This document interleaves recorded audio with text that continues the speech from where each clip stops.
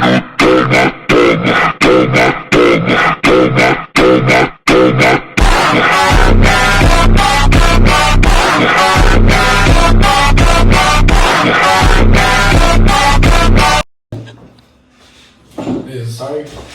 it on?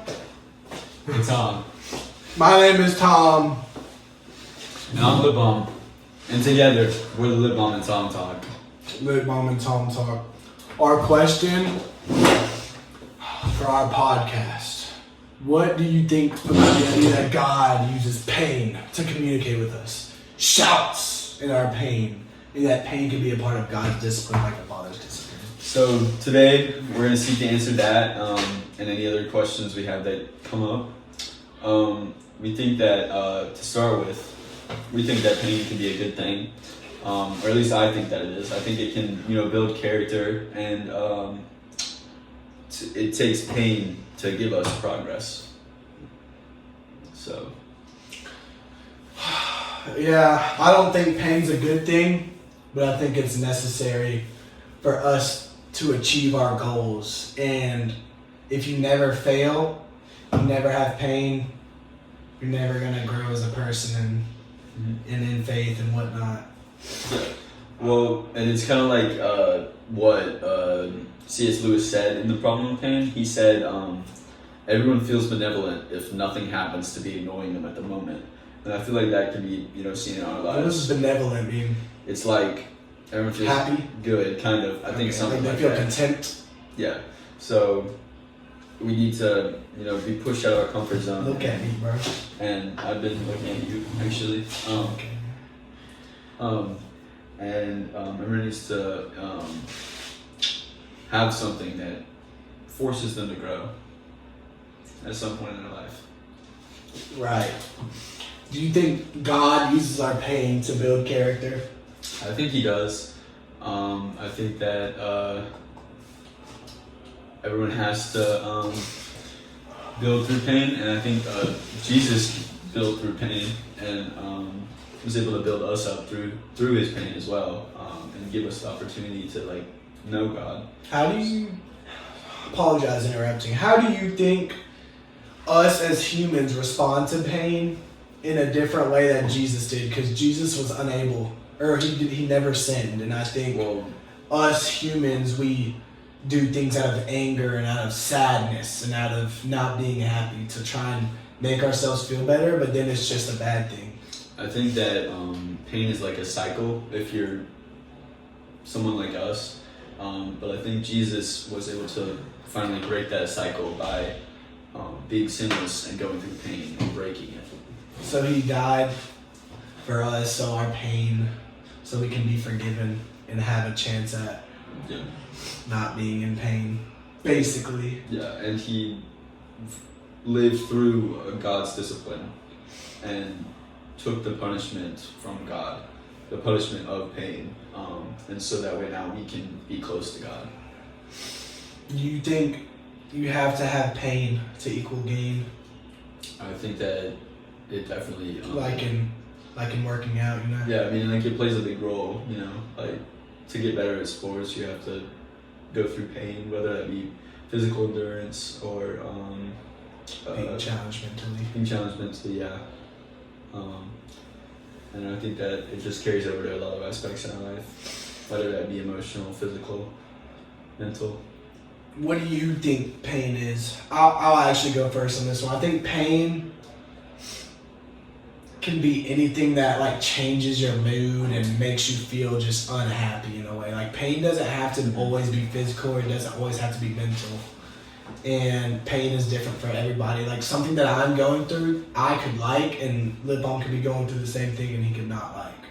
Yeah. For example, some people, they do things because I'm always thinking about working out because I'm a sports guy, obviously.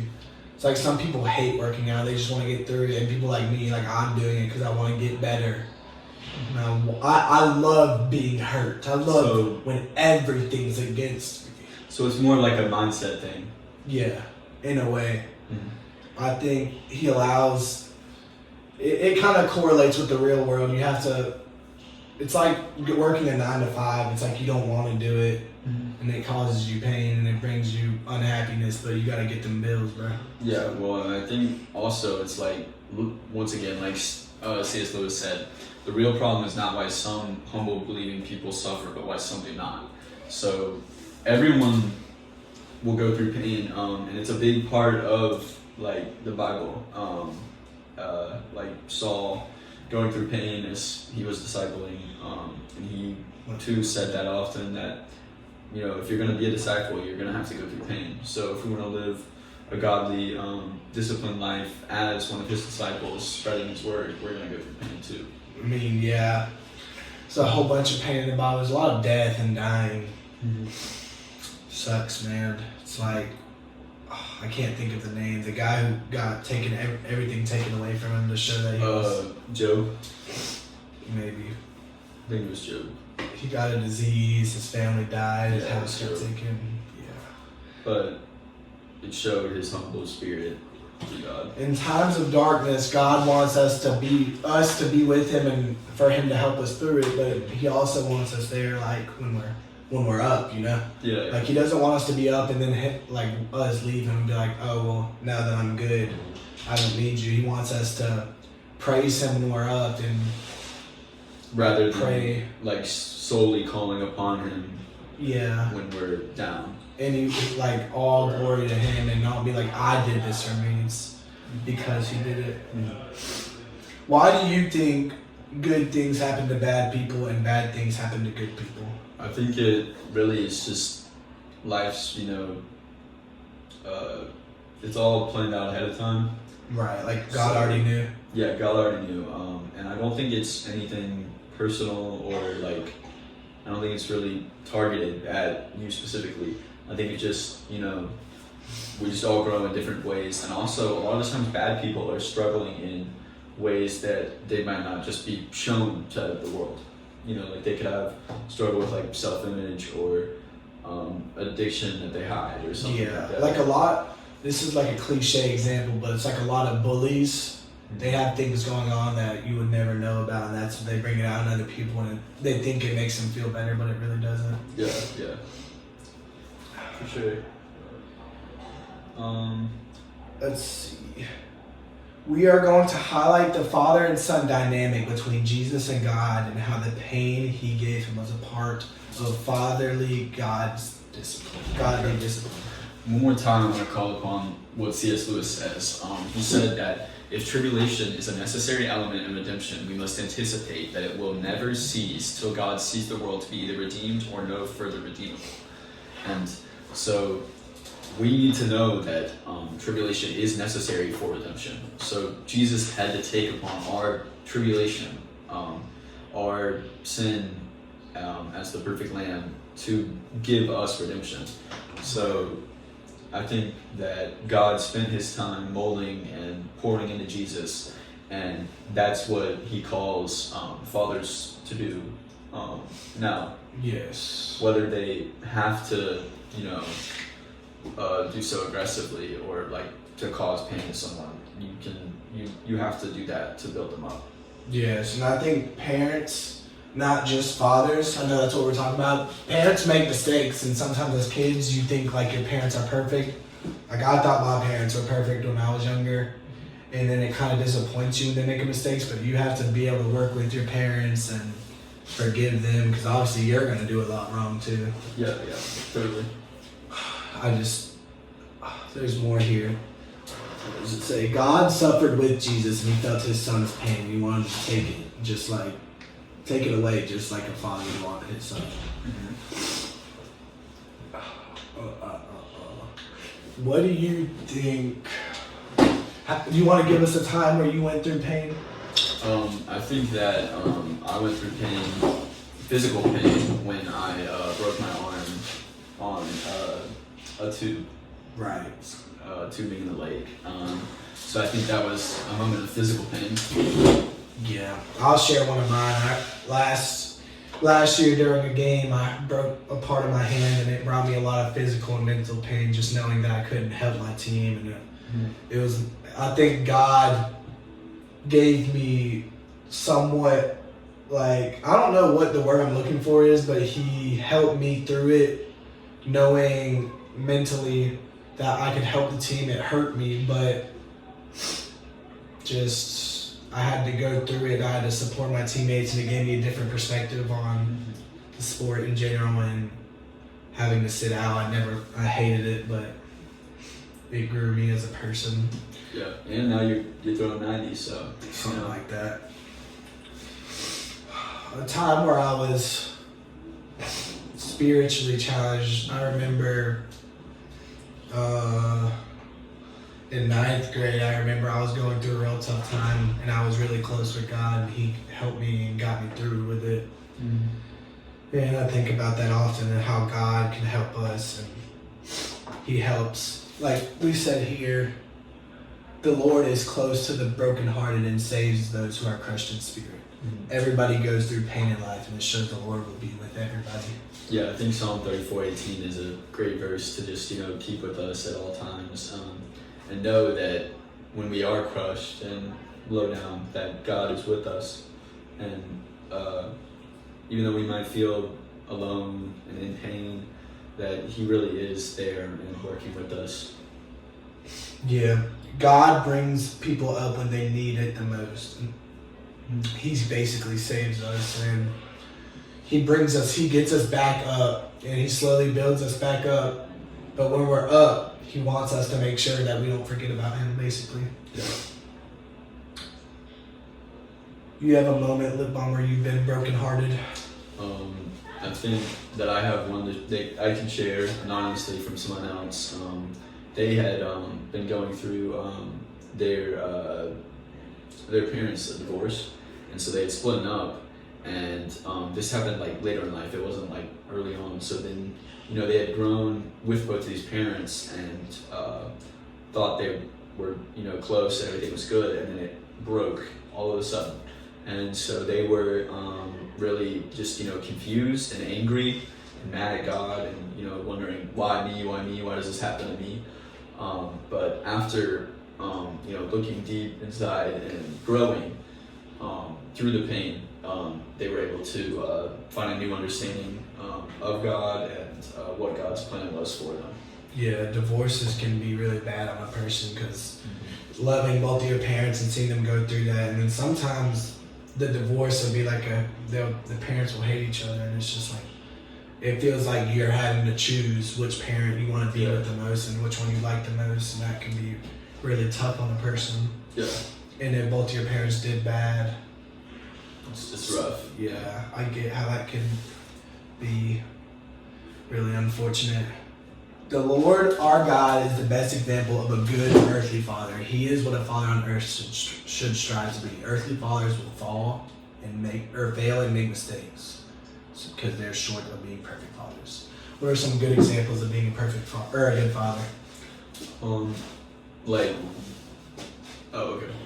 I think a good father is someone who tries to actively find interest in their children.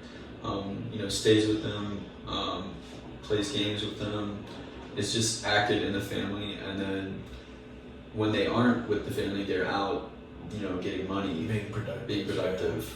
I think helping support. A good father is just being there, because I feel like as a kid, it's not a good answer, but there's a lot of things my parents don't know about me, and I think just being there as a good option for them and always trying to make them feel better and giving them support is always a good thing. And I get the kids are probably just, when they get older at least, they're going to want money and they're going to want all these things, and you can't give them everything obviously, but just being there, supporting them and giving them good advice through everything, I think that's a good example. Now bad examples. Leaving. Yeah. Not good. Not supported. Being abusive physically. Yeah, that cannot be good. Just being very demeaning to your kids, I would say this is a bad trait. Giving them a lot of work to do, because be like, you do this, do all this, and using words to harm them, and it's yeah. just because like I had you and you have to do this, and for me, it's like I don't think that's a good thing. Yeah. Chores are obviously mandatory, like you have to do chores, but it's like doing a lot of that is messed up. Yeah. Why do parents leave? I don't know. I think that oftentimes they are scared. Could be scared that they don't, pour into them enough or something like that. Let's change the question.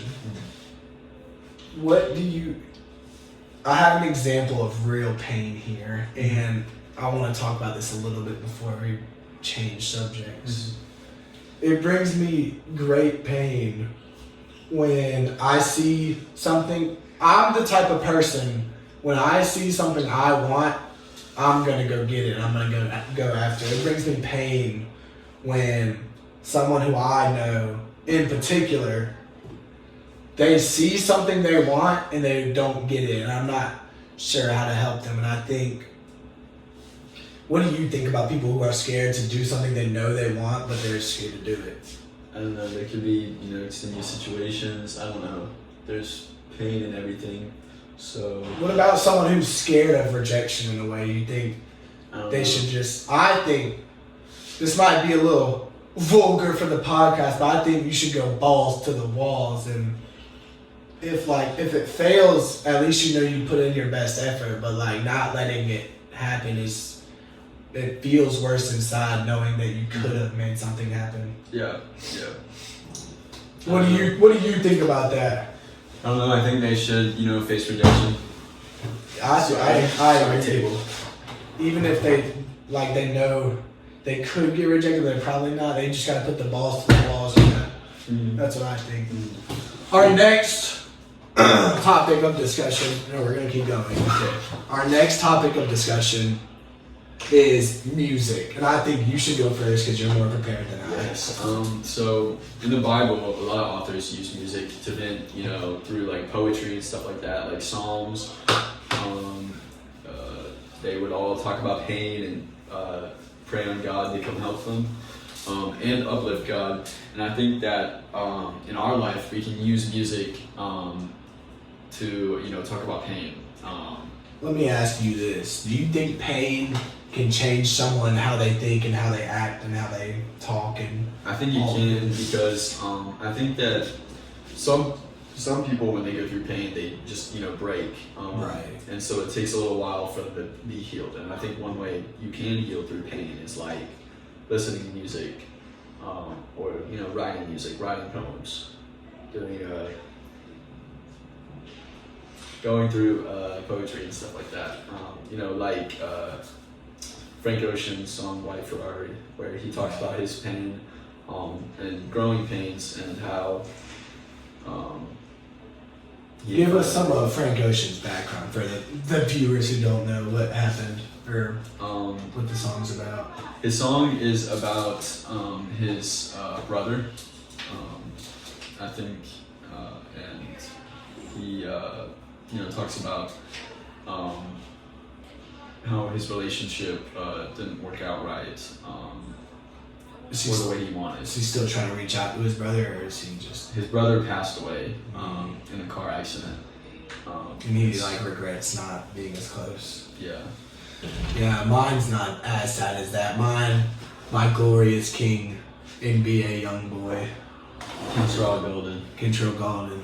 Quoting, "I'm just a lonely child who wants someone to take him out. Take this pain away, because my head is going wild." I think his music can express all type of emotions, because Youngboy is more of an aggressive artist, but he has very sentimental, vulnerable moments. Invulnerable moments, I agree. And I think that can be relatable to some people, because people feel like their pain can be overwhelming. And totally. Try to find ways to do and help them out. But it's weird. It's funny because he's known to be an aggressive person, so showing his soft side, like everybody has the soft side and feels all the same things somewhat. Yeah. So. Well, I think that brings us to a close in the podcast. I think that we, answered our question. Just for our first episode. Yeah, for our first episode. Maybe there'll be more Lipbalm and Tom talks. More Lipbalm and Tom talks in the future, There's always, Lipbalm and Tom are always going to be talking. It's just if we want to record it or not. Don't touch me like that and say that. Smile for the camera. The Lipbalm and Tom talk. Yeah. Cut the camera. That was good. That was And I think there's still more for us to talk. Yeah, it's 20 minutes. We did But it. we gotta cut the first minute out.